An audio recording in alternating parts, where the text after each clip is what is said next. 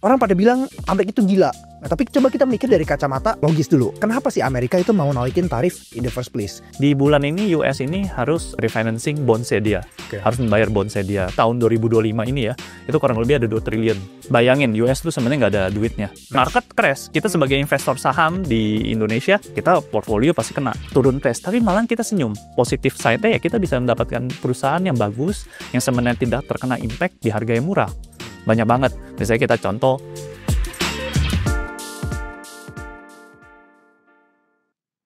Halo teman-teman, welcome to Chatting. Di video kali ini kita akan ngebahas soal tarif ya. I think semua udah pada tahu, Amerika lagi pada naikin tarif, China juga fight back. Nah, di luar sana itu pada bilang dunia itu seolah-olah kiamat. Resesi chance-nya besar, 60% di Amerika. Indonesia pun bakal kena resesi, slowdown segala macam. Tapi menurut kita, justru dengan adanya kenaikan tarif ini, Indonesia juga memiliki beberapa hal yang malah diuntungkan. Nah, kalau teman-teman mau tahu hal apa aja yang diuntungkan dan kita sebagai investor bisa menangkap peluang ini nggak? Coba nonton videonya sampai akhir. Itu bakal kita spill apa aja yang bisa menjadi potensi keuntungan. Oke, back to the topic. Kita akan ngebahas soal kenaikan tarif ya. Nanti udah nggak asing, kita sempat bahas di grup juga. Amerika itu kan naikin tarif ya, reciprocal tarif. Cina kena 30%. Terus baru hari ini nih naikin jadi 100% lebih. Iya, 104% lebih. Vietnam kena, Indonesia kena. Basically semua negara kena. Ya. Nah, tentu kan orang pada bilang Amerika itu gila. Nah, tapi coba kita mikir dari kacamata logis dulu. Kenapa sih Amerika itu mau naikin tarif in the first place? Kira-kira apa yang membuat dia mau menaikkan tarif ini? Nah, mungkin kalau di luar sana itu kan pada bilang Amerika mau naikkan tarif, jelasin pakai bahasa ribet ya, bahasa ekonom segala macam. Mungkin kita ceritain pakai analogi. Yang lebih gampang ya. Nah, jadi ada sejarahnya gini, mungkin biar Bapak Ibu kebayang ya. Anggap ada satu paman kaya lah, paman kaya. Ya, dia punya 3 anak nih. Anaknya si A yaitu Amerika, si B itu kita sebut misalnya Brazil lah, C itu China. Ya, B ini mewakilkan negara-negara lainnya. Ya, yang paling diuntungkan itu adalah si A ini, Amerika. Dia paling kaya dan secara nggak langsung dia tuh banyak nraktir makanan ke si B ke si C. Dia selalu kasih makanan terus. Si B dan si C datang ke rumahnya, dikasih makan. Tapi diem-diem si C tuh diem-diem makin lama makin kaya juga. Dia ada jualan lain juga. Jadi dia jualan makanan plus dia masih numpang makan di rumahnya si A, si Amerika. Nah, lama-lama si A-nya tuh nggak seneng. Kok dia udah makin kaya tapi masih numpang makan gratis mulu. Nah, inilah yang terjadi sekarang. Makanya konteksnya si Amerika tuh nggak seneng dan dia merasa kayak udah negaranya makin kaya, kok masih makan gratis? Ini nggak adil nih. Nah, inilah yang membuat Amerika malah naikin tarif. Mungkin sedikit gambaran juga biar teman-teman pada tahu ya. Nah, Amerika itu sekarang mungkin menguasai sekitar 25% sampai 30% PDB dunia. Dari zaman dulu menariknya, negara-negara kita sebut nomor 2, nomor 3, mereka tuh cuman megang sekitar 5%. Ya, dari tahun 98 sampai tahun 2000-an itu selalu stabil. Jadi gap di antara negara maju seperti Amerika dan negara nomor 2, nomor 3 itu besar sekali. Ya, tapi belakangan ini 2020, 21, 22, 23, 24 ya, si anaknya ini si C itu catch up cepat sekali ya. Belakangan nih bisa above 15%, 15-16% dari PDB dunia itu berputar di Cina. Dan inilah yang membuat Amerika kita sebutnya mungkin sedikit worry dan makanya dia harus menaikkan tarifnya untuk menjaga balance sendiri. Nah, dari pandangan Kosum kira-kira ada insight lain ya? Kenapa Amerika itu memang mau naikin tarif dulu in the first place? Jadi yang tadi kayak analogi lo, Jo, itu kan sebenarnya bercerita dengan trade deficit. Yang makin lama trade deficit ini makin jauh. Yang mungkin dulunya, kalau kita lihat gampangnya gini, US itu punya demand yang sangat besar. Ya kan? Dia yang selalu beli terus barangnya orang, yang dimana yang ditraktir itu, yang ABC itu cuma supply aja terus. Tapi nggak pernah beli barang dari US-nya itu. Makanya ada defisit, selisihnya jauh. Tapi kalau misalnya negara-negara yang kecil-kecil itu kan sebenarnya nggak bakal bisa catch up terhadap demand-nya US. Nah, si China ini makin lama makin gendut, makin kaya. Yang dimana sekarang dia udah 15%. Udah hampir menguasai. Nah, kuncinya gini. Kalau ada tanda petik yang dia traktir itu makin lama bisa menjadi superpower, artinya kan nanti dominasi US ini akan berkurang. Dominasi dalam kurs. Padahal US ini sangat mempengaruhi sejak World War II menggunakan USD semua. Di situ ada agreement yang dimana harus penggunaan dari bank gitu segala harus menggunakan in USD. Bahkan beberapa komoditi harus menggunakan transaksi in USD, terutama di oil and gas. Itu semua harus transaksi in USD. Itu tuh saking pengaruhnya karena dia sebagai pemenang di World War II. Dan sekarang ada tanda petik, ada resistensi gitu. Yang dimana ada next contestant, yang dimana dia dulu yang support gitu loh. Dia yang support dan China itu buktinya. Nah, dari sini kita lihat lagi. kenapa dia sekarang melakukan action yang tanda petik gila. Bahkan dia menyerang teman-temannya sendiri, naikin tarif yang lain. Karena sebenarnya kalau kita lihat, di bulan ini US ini harus refinancing bondsnya dia. Oke. Harus membayar bondsnya dia. Kalau kurang lebih ada tahun 2025 ini ya, itu kurang lebih ada 2 triliun. Dalam USD lagi. Dalam USD, Wow. 2 triliun. Bayangin, US itu sebenarnya nggak ada duitnya. Gitu. Tapi dia yang punya itu, dia kemampuan untuk tanda petik ya, istilahnya nagih. Ini istilahnya kayak the big boy lagi bully semuanya. Dia kan berarti harus increase the revenue. Benar. Increase the revenue dari mana? Dari naikin tarif. Selain itu, dengan naikin tarif yang gila-gilaan ini, dia sebenarnya bikin tanda petik chaos. Yang akhirnya orang semuanya switch ke bonds. Saat semuanya beli berbondong-bondong, supply and demand, semuanya berbondong-bondong ke beli bonds. Suku bunga bonds di US sekarang lagi turun. Dari 4,5 sekarang udah 4%, bahkan ada yang di 20 years, yang paling dekat ya, 2 years itu udah 3,7%. Oke. Jadi makin lama suku bunganya turun. Jadi gampangnya simpelnya, dia gali lubang tutup lubang. Nanti dia akan terbitin bonds dengan suku bunga yang rendah. Itu yang I think yang akan dilakukan oleh Trump dalam waktu dekat ini.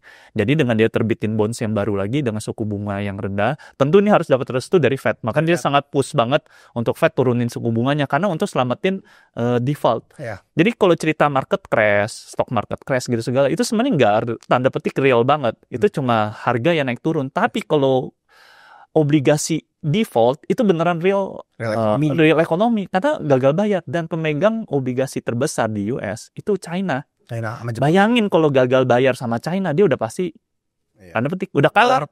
Udah kalah. Jadi bukan masalah selisih trade deficit lagi, tapi dia nggak mau sampai akhirnya sampai default. Itu poin di situ. Jadi saat kita lihat hal-hal kayak ini, sebenarnya Indonesia ada yang diuntungkan loh dengan tarif war ini. Mungkin di luar sana bilangnya crash, dan market crash. Kita sebagai investor saham di Indonesia, kita portfolio pasti kena turun crash, tapi malah kita senyum. Pertama pasti ada opportunity. Kita melihat sekarang hujan. Di IHSG pun juga hujan emas. Ya. Tapi real sektornya ada impact gak? Pasti ada impactnya. Yang dimana China ini kan pasti akan muter otak. Kalau dia jualan, apalagi dinaikin tarif lagi sampai 100%, dia kan muter otak, gimana gue ganti bendera. Sebenarnya dia udah lakukan di Vietnam. Saya kan ada bangun Tongkang. Bangun Tongkang aja sekarang ada di Vietnam. Oh ya, sampai Vietnam juga? Sampai Vietnam juga. Itu juga China yang bangun di sana. Lalu ada bangun juga nanti dari China bangun di Indonesia. Mungkin furniture. BYD juga udah. Otomotif. Pabrik kaca juga ada ya? Pabrik kaca. Dan nanti many things pasti banyak ada bangun di Indonesia. Dan I think Indonesia ini melakukan langkah yang tepat. Cukup tanda petik galak terhadap asing. Kayak Apple aja disuruh bangun pabrik. Bangun apapun. Dan itu yang harus kita lakukan. Mungkin notes lah sedikit. Kan kita jangan sampai China, intinya kan nggak bisa jual ke US lagi apa naik tarif. Jangan sampai dia dumping barang-barang murahnya ke negara lain. Makanya Indonesia ini harus benar-benar resilience. Paksa mereka bangun pabrik di Indonesia. Jadi poin plusnya di situ. Saat banyak bangun pabrik di Indonesia, berarti kan ekonomi muter. Pekerja nambah. Terus habis itu juga mungkin dari bank akan kasih kredit ke pabrik-pabriknya itu. Dan raw material dari barang-barangnya itu akan ngikut. Jadi akan supply chain-nya akan terbentuk. Dan itu yang kita lihat poin plusnya di situ. Lalu yang kedua, kalau kita udah tahu siasatnya nanti mungkin suku bunga di US akan diturunkan, berarti kan kurs kita akan membaik. Oh, mungkin boleh ceritain sedikit Kosum. Kenapa tuh? Kenapa misalnya kalau Amerika suku bunganya turun, kurs Indonesia bisa membaik? Karena kan makin selisih disparansi dari suku bunga Indonesia sama US itu makin jauh. Saat makin jauh, orang mungkin ada yang berpikir tendensi beli aja rupiah. Karena mereka mungkin punya risk profile yang lebih tinggi. Jadi better beli Indonesia aja. Dibandingkan dia harus paksain lagi di US. Karena sekarang semuanya berbondong-bondong beli US bonds. Karena lagi tinggi-tinggi. Iya, lagi tinggi-tinggi ya. Kalau sampai sekarang semua US bonds terus lama-lama bisa 3%. Nanti pas orang udah 3%, 2% mikir-mikir. Masih worth it nggak nih? Istilahnya bet to US. Karena udah kecil banget. Udah kecil. Malahan bisa jadi nanti ada alternatif lagi. Ya udah, oke, nggak masuk dulu di pasar saham, tapi bisa aja masuk ke bonds. Tapi dipilih bonds. Yang salah satu yang dipilih, yang saya tahu ya, US sama Jepang. Pada semangat nih beli bonds dari Jepang juga. Gitu. Ya, jadi kalau kita lihat ya, sebenarnya dari sini, kalau kita bisa simpulkan sebenarnya ini kita sebagai investor ini sebenarnya kita melihat peluang. Melihat peluang ini yang benar-benar kalau kita lihat ketakutan yang terjadi di market ini, kan kita lihat Indonesia ekspor gitu ya. Ekspor ke US cuma berapa sih? Ya kan? Paling cuma 9% gitu. Kita banyaknya ke China. Bentuknya juga batu bara, itu 20%. Memang ada efek domino. China itu ekspor ke US itu kurang lebih 15%. Jadi ada efek dominonya memang. Mungkin ada in short term kita in slow down, tapi in long run kita malah ada dapat rezeki.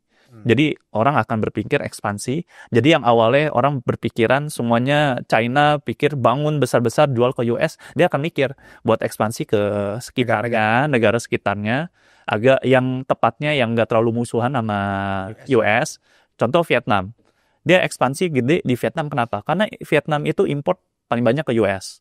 Dan Vietnam itu di negaranya istilahnya punya mukanya kesannya bukan China. Ya, padahal padahal banyak China. Di situ dia bisa turunin. Oh, ini makanya juga ngaruh ini ya. 10% loh. Iya, Vietnam juga tetap kena juga, cuman nggak segede di Cina lah. Cina kan sampai 100% kan. Makanya menurut saya poin yang harus dilakukan Indonesia ini, anyway, ini jasa konteks dikit ya. Indonesia kena tarif dikit. Iya, dikit. Perusahaannya kena ya. Kita coba breakdown. Ekspor yang kita kirim ke US, lobster.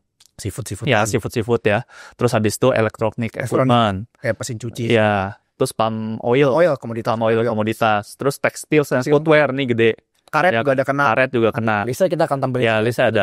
Teman-teman kalau lihat di sini dan kalau kita tarik lagi kalau teman-teman investor di Bursa Efek ya, di pasar yang udah IPO, sebenarnya dikit banget yang kena. Tapi ini efeknya ini vulgar sekali. Ya, akhirnya gila-gilaan. Padahal sebenarnya kalau kita lihat 3 months, bahkan in 1 year, 2 years, ini very good sebenarnya buat Indonesia. Akhirnya Indonesia ini dapat rezeki dari negara-negara big superpower, akhirnya mau ekspansi di Indonesia. Kalau dulu kan kita cuma jadi korban konsumen. Benar. US bikin Apple jual ke sini. China bikin tekstil jual ke sini. Kita cuma supply bahan mentahnya keluar. Ya, bahan mentahnya doang diolah di mereka, balikin lagi ke sini. Sekarang kan beda. Ada nikel, bikin smelternya di sini, dipaksa di sini. Semua pabrik di sini, Cuma mungkin yang ini perlu note ke tekstil nih. Tekstil dari China kirim ke sini kan nggak harganya murah banget, dumping. Menurut saya harus ada anti-dumping juga. Jadi ini harus kita situasional dengan kayak gini. Jangan sampai dia buang barang murahnya, tapi paksa mereka bikin pabrik di sini buat menghindari tarifnya. Cuma ya balik lagi, ini hal yang kita uncontrollable. Balik lagi kita sebagai investor saham, kita bisa lihatnya on positive side-nya ya kita bisa mendapatkan perusahaan yang bagus, yang sebenarnya tidak terkena impact di harga yang murah. Banyak banget. Misalnya kita contoh, let's say ya, misalnya kita bisa membeli perusahaan, misalnya contoh Era lah ya. Era Jaya itu mungkin return on equity 12%, tapi sekarang dijual dengan price to book 0,6. Sebenarnya real return yang kita dapatkan itu kan 12% dibagi 0,6. Almost 20% gitu. Coba you name it lagi, misalnya Bank Mandiri gitu ya. Return on equity, let's say anggapnya 20% lah. Price to book kurang lebih 1.5. Itu kita dapat return 4 years 12% lah, 12% plus gitu. Jadi banyak banget yang teman-teman bisa dapetin 10% up gitu in business ya. Memang harga sahamnya naik turun, tapi kalau kita benar-benar lihat fundamental ya, kita jarang banget bisa dapat perusahaan yang big ini dengan harga yang cukup murah. Kalau kita benar-benar on the view long run. Nah, ini juga mungkin yang sedikit gambaran ya buat teman-teman Bapak Ibu yang penasaran apakah sekarang waktu yang tepat untuk beli saham gitu, atau misalnya gimana nih ada uang mendingan taruh di saham dulu atau taruh di bonds atau taruh misalnya di cash. I think itu kan banyak orang yang pasti nanya ke situ. Nah, dari Kosum sendiri, pandangan Kosum kemarin ada bagus tuh sharing. Menurut Kosum gimana? Apakah ini waktu tepat untuk kita pegang cash sebanyak-banyaknya? Atau mending kita taruh US dollar? Atau malah ini waktu tepat untuk beli saham? Mengingat bisnis return udah banyak yang gede-gede nih, murah-murah. Ya, jadi gini, banyak orang yang tanda petik merasa aman ya. Merasa aman pegang cash sekarang. Menurut saya, malah itu keputusan yang sangat salah. Karena kalau kita tarik panjang, kalau kita pegang cuma cash doang, itu aset kelas yang paling jelek. Pertama, let's say oke lah, nggak cash banget ditaruh bantal, taruh time deposit paling cuma berapa sih? 4-5% maybe? Nggak nyampe, bahkan 4% ke bawah ya kan? Kalau bank yang bagus ya. Terus misalnya di mana deh? Let's say deposit aja lah. Itu cuma 3%.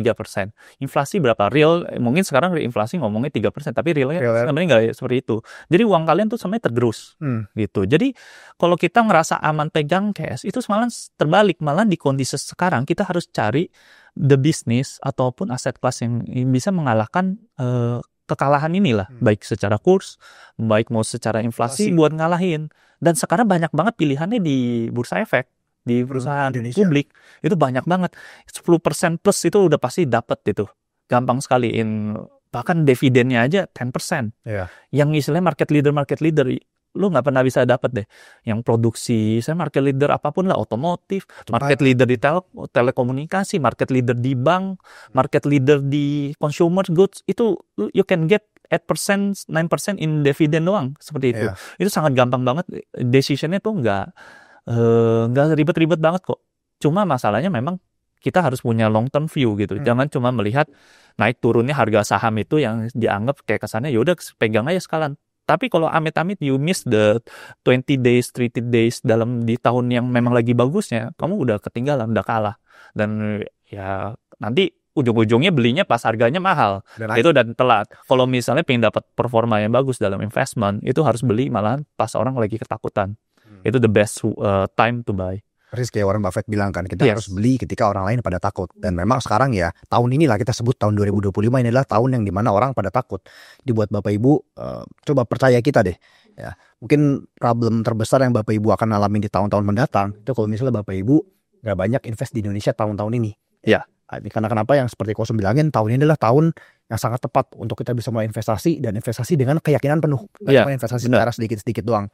Ya. Yang dimana produknya itu kita pakai, yang kalau teman-teman anggapnya nggak baca berita atau apapun, pasti ngerasa everything is fine. Yes. Nggak mungkin ada ngerasa misalnya kayak Sritex bangkrut atau apa, itu kan lain hal ya. Tapi yang lainnya fine kok. Bisnis semuanya berjalan seperti normal. Yang takut ini yang pegang saham tapi nggak punya conviction. Itu yang panik-panik lah. Cash dulu lah, apalah. Itu mah ini ya beda lah. Bukan value investor. Follow value investor mah malah sekarang saatnya time to buy. Ya. Nanti mungkin sekilas ya pembahasan kita di tarif. Jadi teman-teman harus ingat, ketika ada kejadian kenaikan tarif, orang pada fear, selalu ada opportunity. Ya, bahkan seperti yang tadi poin kita bilang, memang in the short term ini terkesan banyak fear nih. Tapi kalau setelah selesai refinance, mungkin 3 bulan, 6 bulan, at most 1 tahun ke depan, kalau misalnya kita ngomongin nggak ada aneh-aneh lagi, we're pretty sure everything will goes way better gitu loh. Dan ingat, market itu sangat moody. Dia dari yang tiba-tiba pesimis bisa tiba-tiba berubah jadi optimis dalam sekejap. Mungkin sekilas video chatting dari kita membahas mengenai tarif. Ya, baik lagi, mungkin in the short term memang banyak resikonya, banyak fear-nya. Tapi berdasarkan pembahasan kita tadi, kita cukup yakin mungkin dalam jangka panjang 6 bulan, 1 tahun ke depan itu banyak opportunity. Ya, setelah US refinance, kita cukup yakin itu bakal menjadi hujan emas. Ya, kayak lagi hujan sekarang. Benar. So, kalau teman-teman mau lanjut diskusi sama kita, mau langsung follow up dengan kita, itu langsung aja klik link di description ya, itu nyambung ke website kita, itu akan ada informasi lebih lanjut untuk bisa komunikasi dengan kita. Ya, so teman-teman juga pastiin stay tune di bulan depan di website kita, itu bakal ada something yang I would say very very interesting. Oke, see you guys on the next chatting. Bye-bye. Bye-bye.